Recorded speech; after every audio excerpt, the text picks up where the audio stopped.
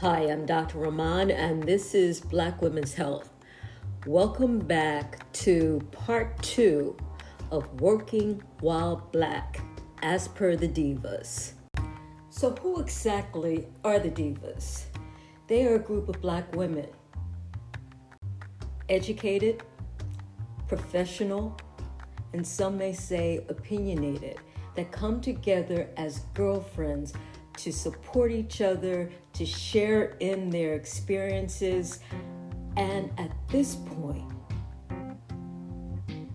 they have seen enough, experienced enough, that they have a voice and an opinion that they are willing to share.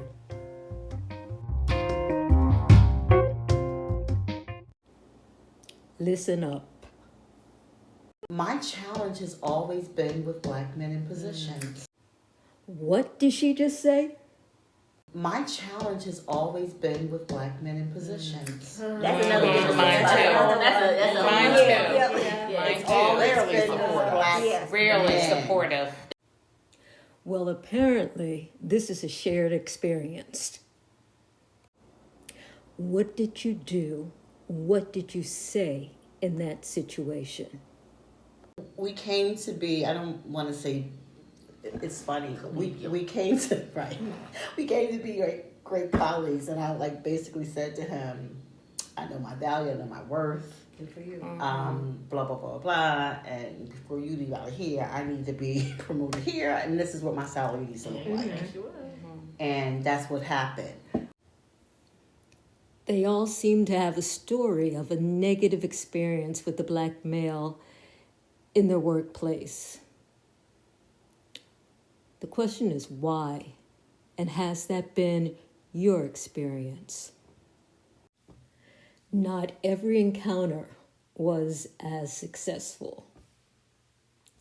But then we started talking about young Black women. Some younger Black women have stated they have experienced greater difficulty working with older Black women managers. Thoughts why this may or may not be true? I can see why that statement was made on a couple of levels. One, younger, if you're talking about generational, there's generations, there are 4 generations in the workforce now. Let's be very clear.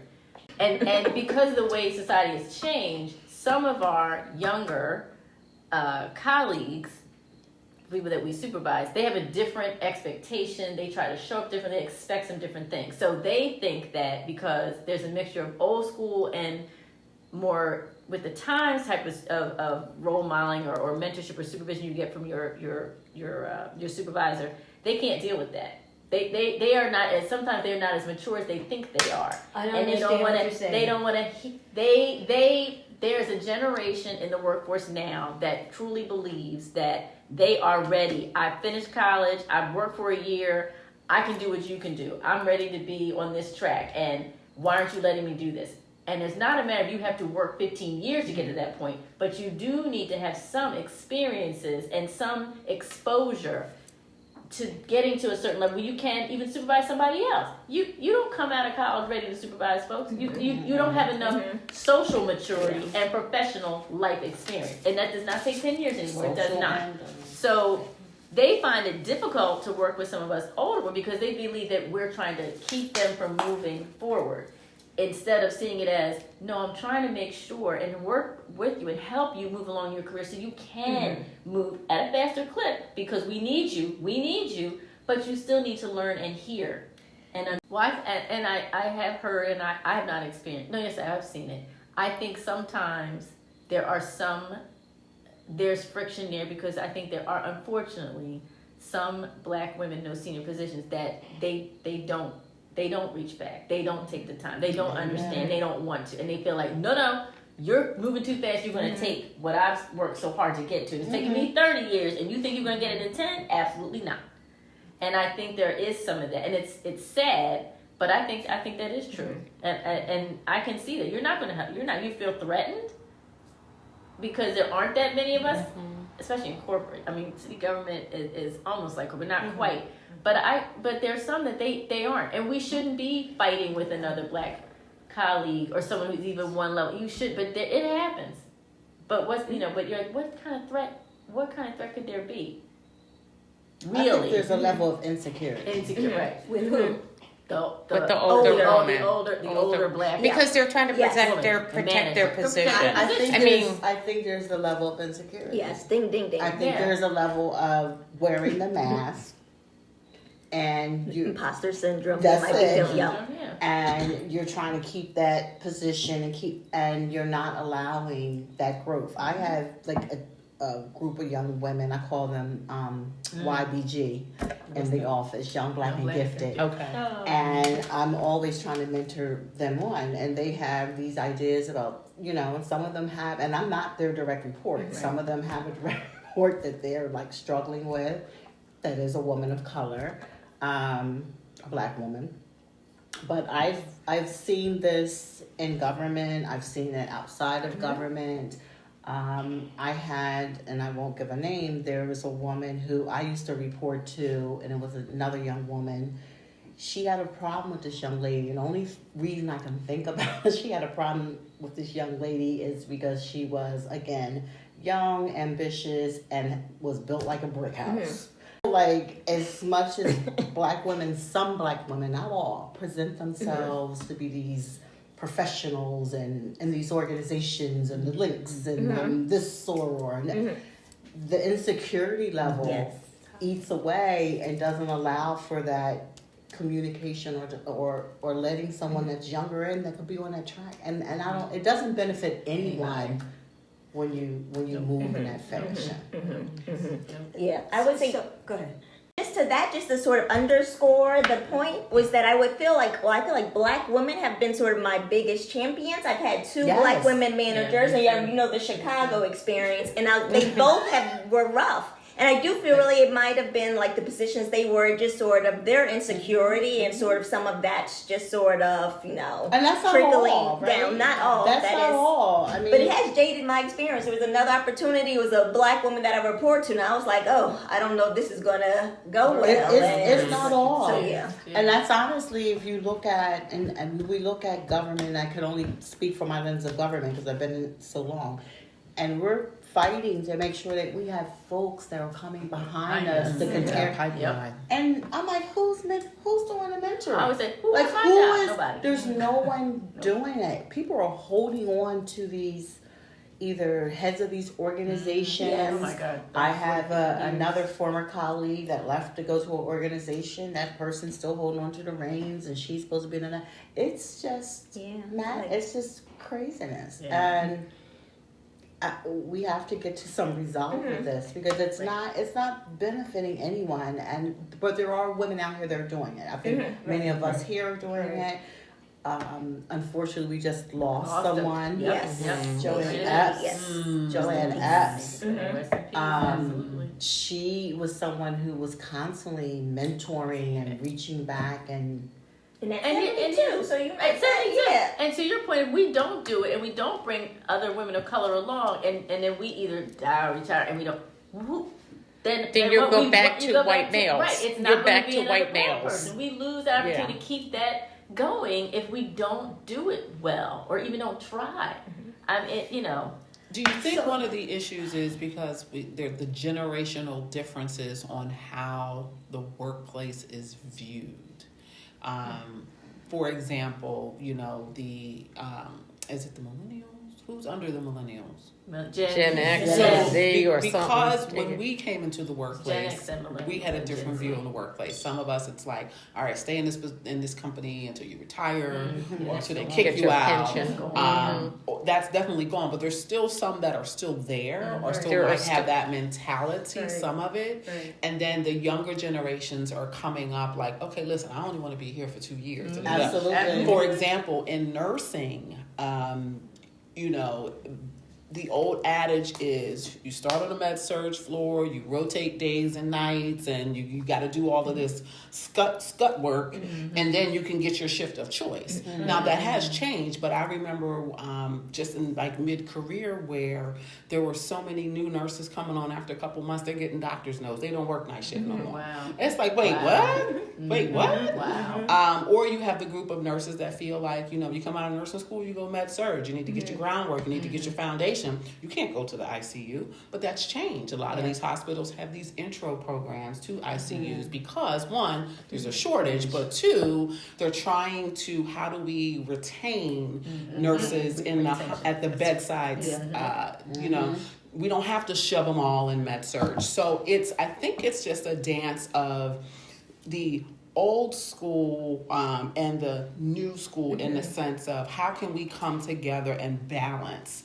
because yes, to your point, after a year out of college you are not ready to be a manager or a director or whatever these levels are. You're not, but it's fine to attain to that, and let me show you how. No, I don't want it for you to take it 30 years like me. Let's shorten that. Let's shorten that. So I think it's a matter of, okay, one, release some of that insecurity, older black women, but younger black women, be open to guidance, mentorship. And no, I think this generation is the everybody gets a trophy generation. The younger ones, everybody get a trophy. Everybody can't have a trophy.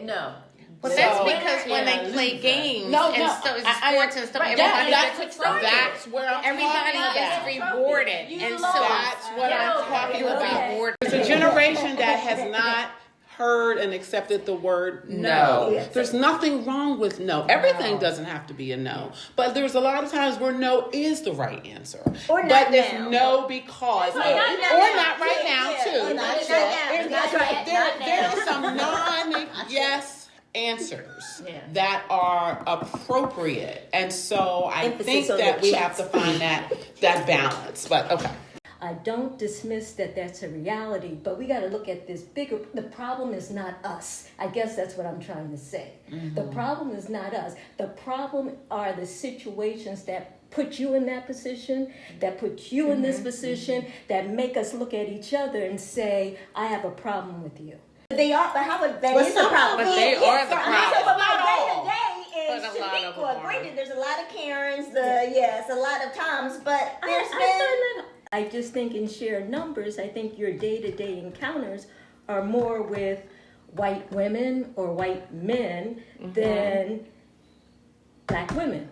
I agree. Well, for me it is. My department is all white, but basically I'm the only one there. And people like to, because I know what I know. Well, can we ask you a question? I'm not here to train you. If you need training, I ain't the one. Because what you're trying to do, I know what you're trying to do. You're trying to get my net worth. Get your knowledge. And get my knowledge. And surpass me. That's right. Ain't gonna happen. Been there, done that. I know what this is all about. Oh, I agree with that. I will share with a black colleague over there. Level. I will help them. And that's the other thing. I will help them. Not with a non. Where are you? Where are you with where you are? I have a whole bunch of files. I have files from every darn job that I've ever had. Absolutely. I can actually go back. I have a portable hard drive. I have the desktop, then the zip file. Yep. Because they can be a great reference source for your next job. Exactly. Let me tell you, you keep your good work. Your good work. And that's the work you don't share. So when people come up, it's like, I'm sorry, it's this, and this. Well, how do you know that? Yeah, because I'll tell you. I ain't gonna show you. Because guess what? I work hard for that. I was I'm sorry, I don't share. There's work. Processes you don't share. Absolutely. Like somebody asked me to write the PDF version, not the word. Always a PDF, so you can change it. That's right. You never get a word when it's a PDF. Don't manipulate that. I don't know if you did. I want you to tell me how to write this. Nope. What's that new chat bot? What is it? Chat GPT. I said it's in your folder, but now you can't. You didn't want to listen to me or whatever. So I give you the abridged version. You figure it out. Because you're not. The Cliff Notes. Give them Cliff Notes. And guess what? Hire somebody else and they can't figure out what to do either. So, hello, which means you don't know what you're doing. You don't know what you're doing. You don't need me to tell you how to do SOPs. You should know how to do it. That's your department. You've been there 10 years. But I'm the black girl. You want me to do your work. The fact that they've been there 10 years and they don't know. That's or not don't know. They didn't bother to do anything about it. Oh, they're not going to do anything about it. They don't need to. Because many of these people are so connected that, I mean, they have, their connections are so deep. Man, we who was it? And then you just document it. And now this is the way it's going to be done now. I'm quick to say under my leadership.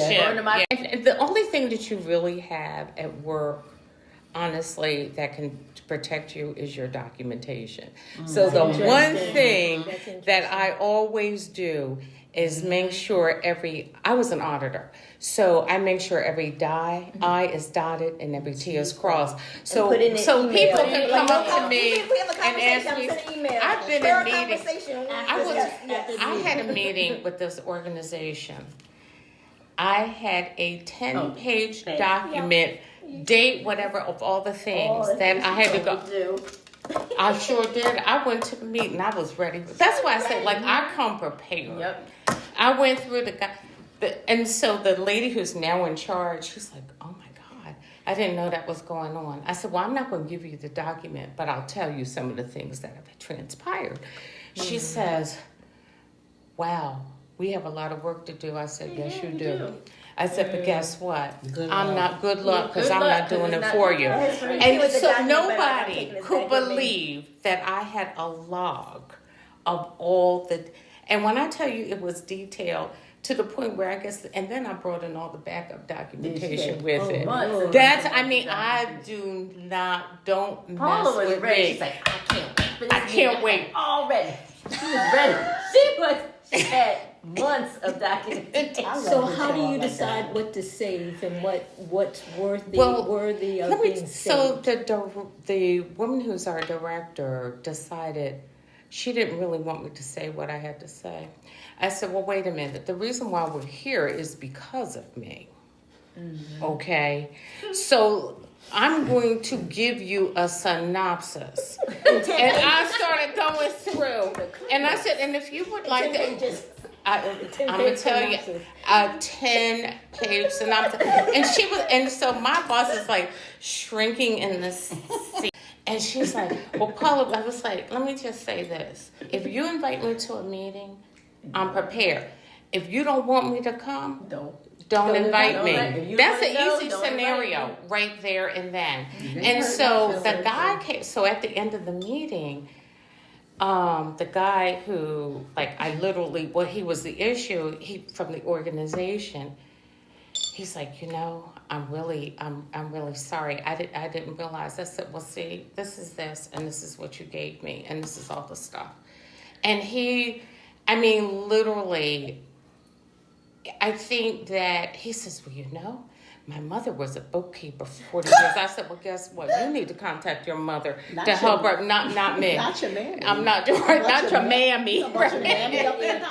But that's what I say about when you come to the table. That's why they don't want us there.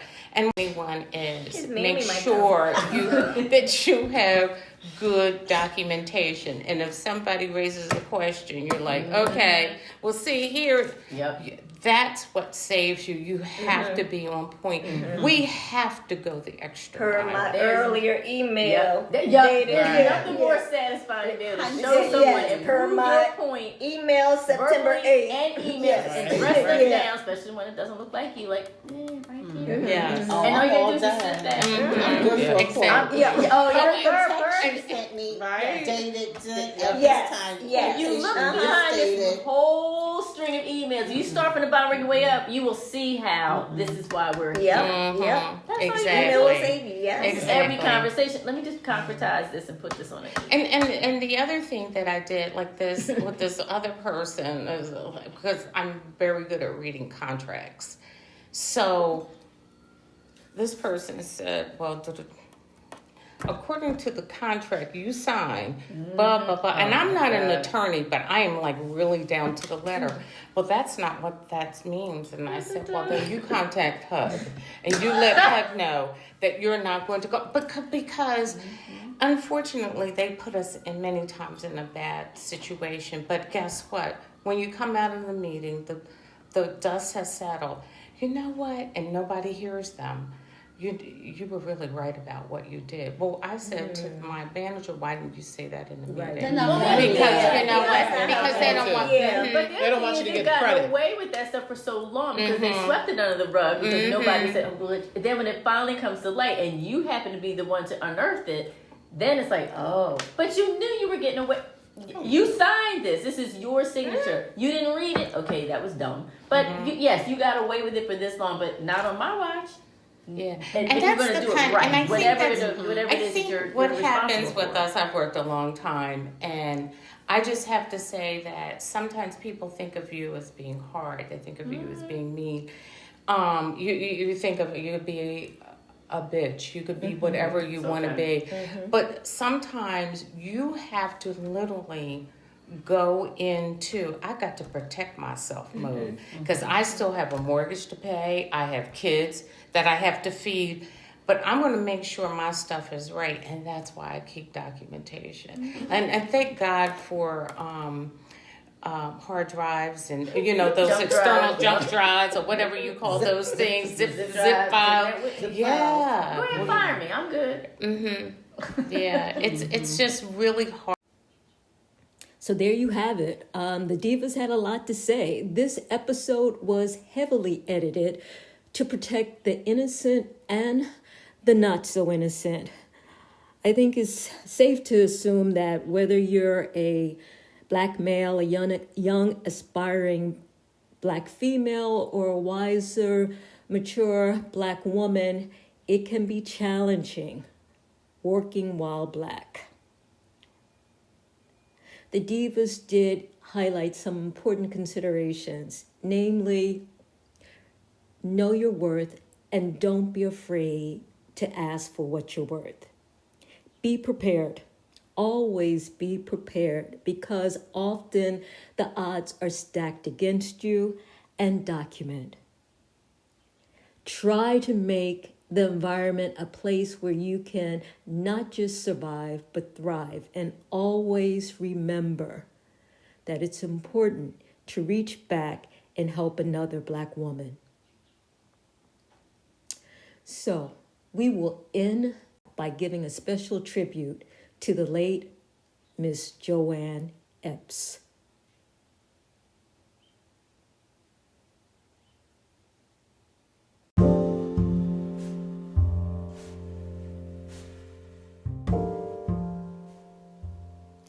Taking a moment to remember Joanne Epps, longtime Temple University law professor, former provost, one-time dean of the Beasley School of Law, former senior advisor to the university president, acting president of Temple University, ultimately to become president of Temple University.